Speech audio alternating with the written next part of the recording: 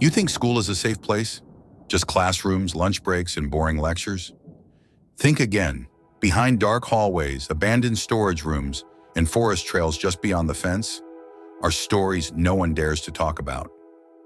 In today's video, you'll hear 3 terrifying true stories that happened in American high schools, where skipping class turned into a nightmare and a normal day almost became someone's last. If you think this can't happen to you, you might be dead wrong.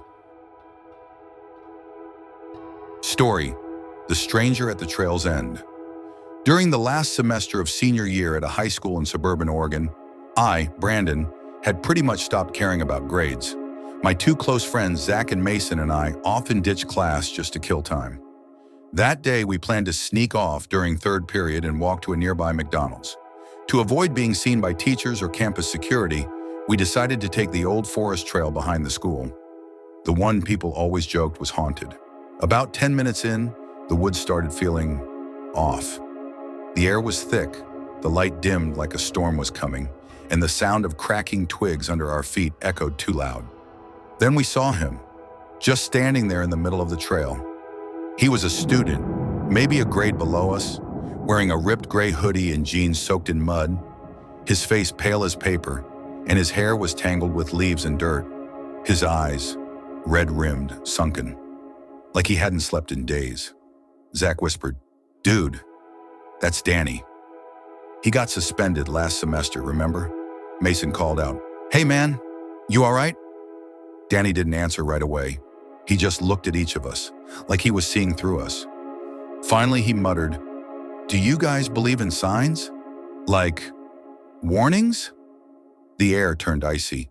Then, without saying anything else, Danny lifted the front of his hoodie, and there it was, a handgun tucked into his waistband. Cold, black, and all too real. My heart stopped. Zach stammered, "Where the hell did you get that?" Danny pointed down the trail toward a rusted-out car that had been abandoned there for years. "Found it there. No one gives a damn. But they will. They will soon." His voice was flat. Dead. Mason tried to reason with him, told him to leave the gun, that we could get help. But Danny just smiled. Not a happy smile. It was twisted, dry, cracked lips stretched too far. "You guys should go, before things get messy." We didn't wait. All 3 of us turned and ran like hell, crashing through the underbrush, not even feeling the branches tearing at our arms. When we reached the school parking lot, it was chaos. Flashing red and blue lights everywhere. Cops, dozens of them. Students were being evacuated. We didn't stop. We just kept running. Later that evening, the news broke. Danny had been off his meds for weeks. He'd stolen the gun from an unlocked pickup near the school and posted cryptic threats online. The school had gone into lockdown just minutes after we saw him. He was arrested at the trail's end, right where the woods met the back fence of the school. People said we were lucky. Some even said we probably helped stop something much worse from happening. But I still have nightmares. Not about the gun, not about the running, but about the way he looked at us. His eyes weren't angry, they weren't wild, they were empty.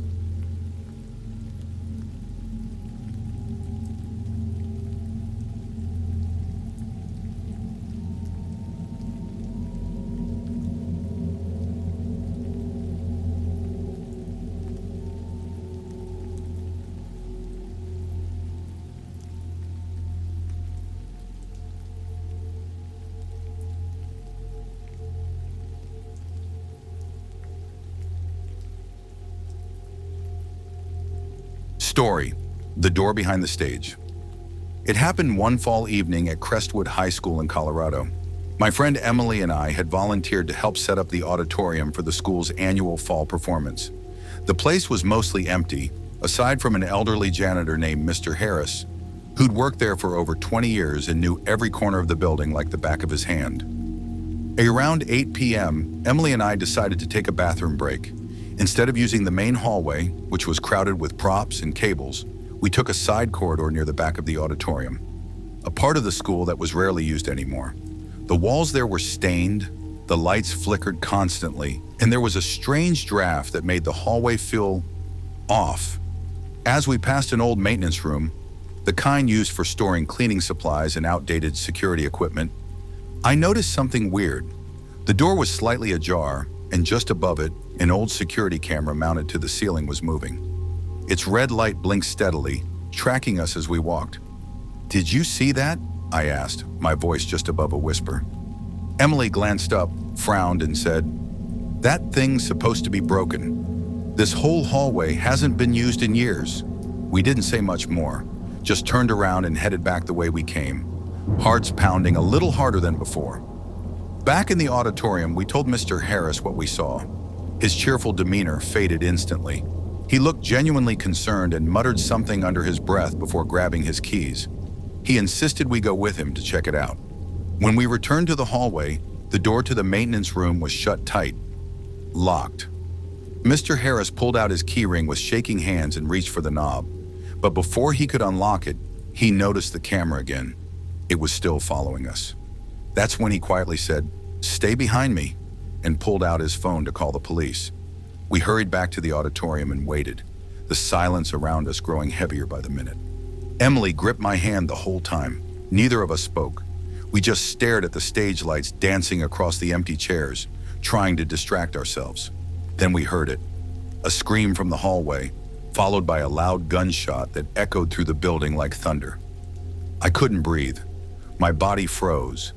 Moments later, Mr. Harris came rushing in, pale and breathless. "It's over," he said. "We need to get you two out. Now." He didn't give details, just ushered us out the back of the building into the cold night air. The flashing lights of police cars painted the walls behind us in red and blue. An ambulance pulled up seconds later. It wasn't until the next morning that we learned what really happened. A middle-aged man had been living inside that maintenance room, hiding in plain sight. No one knew how long he'd been there, but somehow he had stolen a master key and had full access to the school's old surveillance system. He'd been watching students and staff, recording footage, and was reportedly armed when police entered the room. He was caught sitting in the corner, whispering something to himself. When officers tried to arrest him, he reached for the gun, and they had no choice but to fire. Luckily, no one was seriously injured. But I'll never forget the way that red blinking light followed us. And from that night on, Crestwood High never felt like just a school anymore. It felt like it was watching back.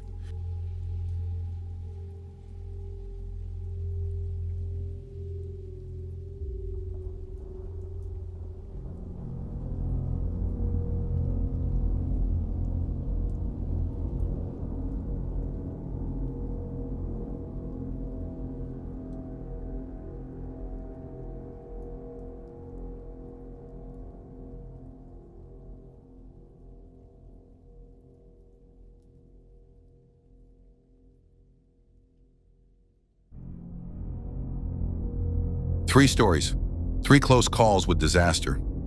No one died that day, but the fear they felt, the trauma, will never truly go away.